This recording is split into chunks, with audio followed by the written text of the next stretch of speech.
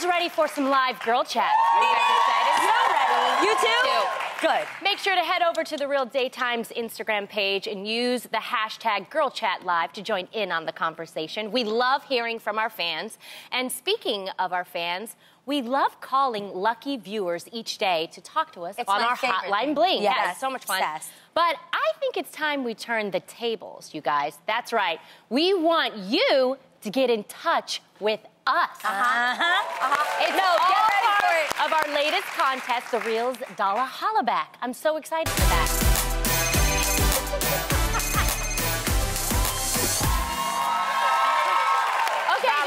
Here's how it works. Once a week throughout the month of February, we'll shout out one lucky fan's name and Instagram handle. If you hear your handle, you have until the end of the show to direct message us on Instagram at The Real Daytime. If you holla back in time, you will win $1,000. That's so major. This is so exciting. I know. $1,000. Okay. Are you all ready to find out who needs the holla back at us today? All right. Okay, you have to listen up. Listen up, dude, because this is your money. Yes, you gotta get this. All right, we want to hear from Elizabeth Jules, okay, whose Instagram handle is @darkbubble. Elizabeth, girl, if you are watching, head to The Real Daytime's Instagram page and hit us up ASAP. And if anyone watching right now knows Elizabeth, text her, call her, wake her up, get her money, honey. Yes. And the second we hear from Elizabeth, we will let you all know. Good luck, girl. That is so awesome. That's really cool. Girl, somebody needs to wake you up. Yes. Wow, someone who has over 100 million Instagram fans is Kylie Jenner, who recently just gave birth to a baby girl. So all her fans were waiting anxiously for Kylie to announce her daughter's name. And yesterday, the world found out. Kylie posted a picture of her daughter holding her finger to Instagram, revealing her name, Stormy Webster. Yes. Kylie choosing to give Stormy the last name of her boyfriend, Travis Scott. Welcome to the world, Stormy. Yes. So awesome. Yes. Well, from babies to busts, this week the Today Show had Travel Channel host Josh Gates on to reveal what Egyptian queen Nefertiti, considered by many to be the most beautiful woman in ancient Egypt, would have looked like in her day. Alongside Hoda Kotb, and Savannah, Gates unmasked what he called a, quote, very accurate 3D bust of Nefertiti, made through imaging and forensic reconstruction. Well, the internet immediately went in after many noticed that the bust didn't have beautiful brown skin like an Egyptian princess should. The silence right now with you guys is cray. People also felt like Hoda should have known better, considering she herself is an Egyptian American. The best tweet came from user @Rashida Sheeds, who said, quote, this is why it's important that we know our history from which we came. Nefertiti and the rest of the great pharaohs, kings, and queens from ancient Kemet, I believe that's how you say it, land of the blacks, now known as Egypt, did not look like Susan from HR. Wow. Shame on whoever did this, is what she said. Why Susan, though? I know, why Susan? So, ladies, does this bust look accurate to you, or do you think that maybe they should have done a little more research? This is another job for Jamal the intern. Y'all should have all y'all had to do was ask somebody, because the thing is that she looked like Kathy Lee Gifford. That's who I thought it was. You know? No way. She does. No, yes, I got one. does. She looks like, get this, you watch Shark Tank? Barbara Corcoran? Yes. Come on. Well, but that's... Thank you. You're welcome. With a really good tan. First of all, let me correct everybody. We're not saying when we're comparing them to people that those people are ugly. No. We're just saying that they're not necessarily what you think Nefertiti looks like. Yeah. We're talking about a little more thicker lips, more of a cheekbone. That's what we're saying. No okay. When you and she has a smile. Yes. She should have looks somewhat so of a smile. sad, Yes. huh? That's what we're talking about. When you actually research to see the mummy, because their mummification process is so epic, when you look at it, the cheekbones are so prominent and so bold. This doesn't look like the bust of the mummy. I just like the tweets, because the tweets was like, Harper, who this? I can't. Okay, my only issue is, I get it that I get it that you guys are so crazy. I get it that some of it is actually factual in the sense of bone structure and muscle structure. Like, that's what they do. Yeah, My issue is who determines the color.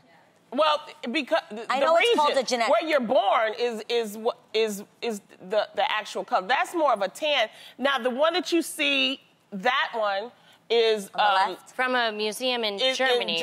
Right? And that's one that was made like in the 1300s. You know, like that. That so looks nothing like what we saw on the Today Show. Right. Yes, the Nefertiti on the Today Show looked like Gravity 1 or something. Like her face.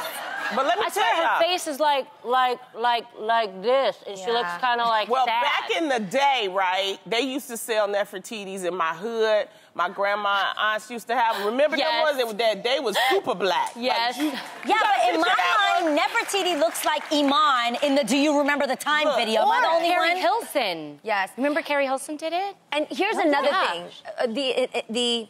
I know that all Egyptians will range in all different skin colors, just like most ethnicities, right? Yes. But the one thing that's Carrie, right? But the one thing that looked inaccurate to that, I feel that's what it really looked like. That's my opinion. It's kind of like my Bible. You know, the Bible said that guy had skin of copper and hair of wool, but my children's Bible had him blonde hair, blue-eyed, so I was confused. Yeah. But it literally said in the Bible he had skin of copper and hair of wool.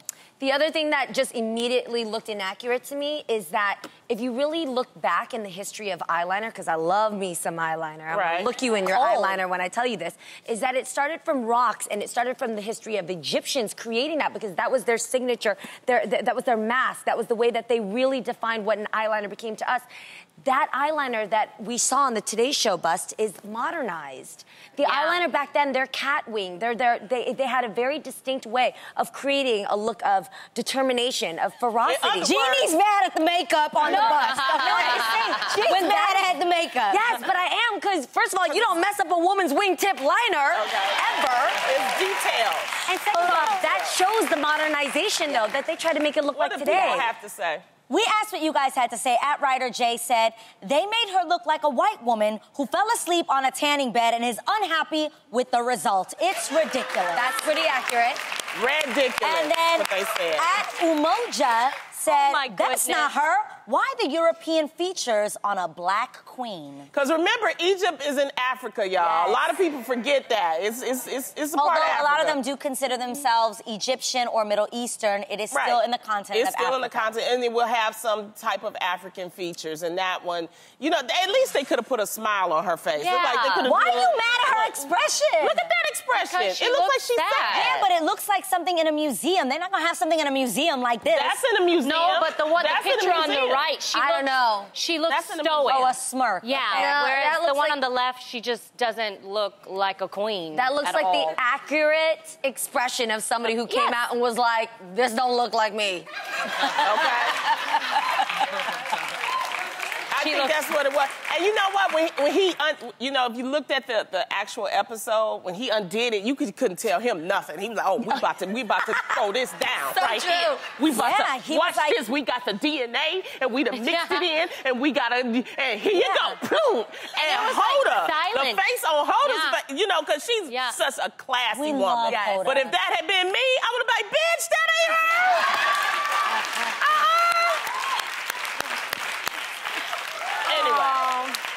Okay, bringing it back. Well, one former TV host who actually knew what she was talking about is Miss Oprah Winfrey. Yes.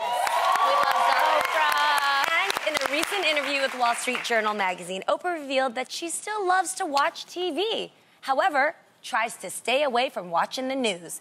Oprah said, quote, all these commentators are on, and they're just yakety-yakking. Everybody is talking to themselves. Nobody is listening to anybody. They're there to make their point and make their moment, and we're actually getting nowhere. So I turn it off.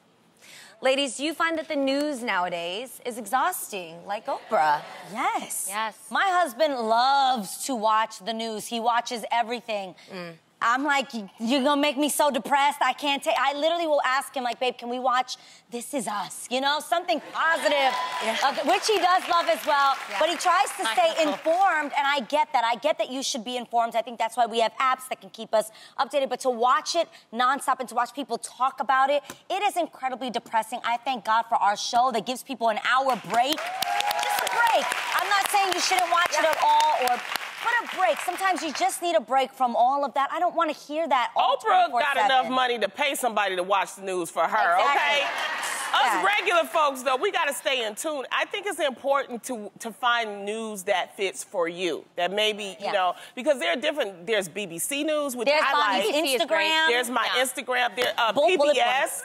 PBS News is very good because it doesn't have all the analysis. I like news that it just reports. It doesn't give me the opinionated, you know, that's for me. So I would encourage people still stay in tune with what's happening with the world. And the way the stock market is, Oprah, you better look at the news, girl. You got a lot of money, you know, but it's important to stay in tune with what's happening in the world. I get what she's saying. Maybe not talk news, where it's like your opinion on what's going on and people arguing. And I do agree, no one is listening to each other, so we're not coming to any agreement because they are just there to, I'm just going to make my point, but an important part is to actually listen. I agree and learn. Yeah. Listen and learn. I agree and disagree. So when I was in school and I was reading history books, I legit, Jeannie Mai, have the worst FOMO.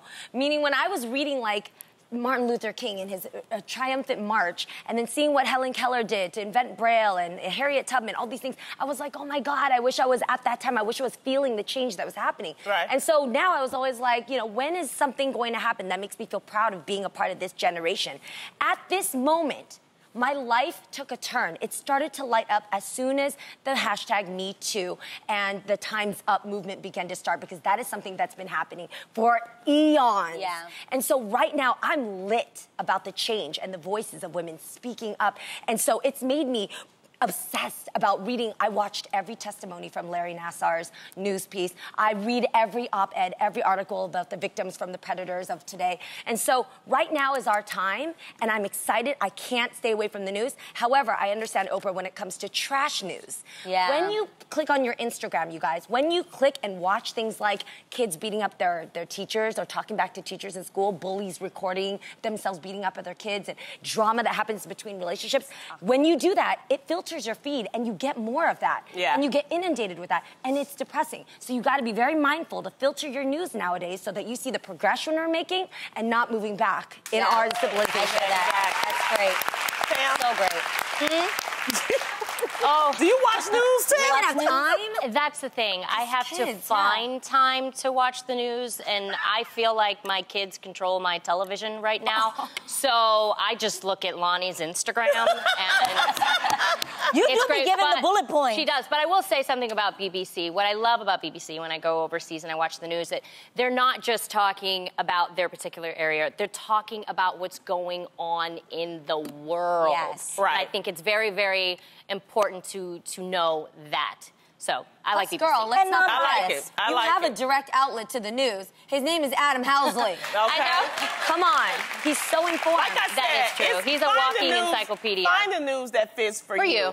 And someone who's been in the news a lot lately is First Lady Melania Trump. And while Melania may spend less time tweeting than her husband, thank you, she still has a whopping 9.7 million Twitter followers. However, the interesting thing is Melania only follows 5 people.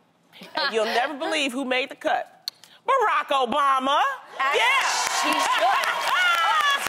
British novelist Matt Haig made this realization on Friday, calling it, quote, a lovely bit of husband trolling, considering that President Trump has been very critical of the former president. So, ladies, do you think your man would be cool if you followed someone on social media that they didn't like?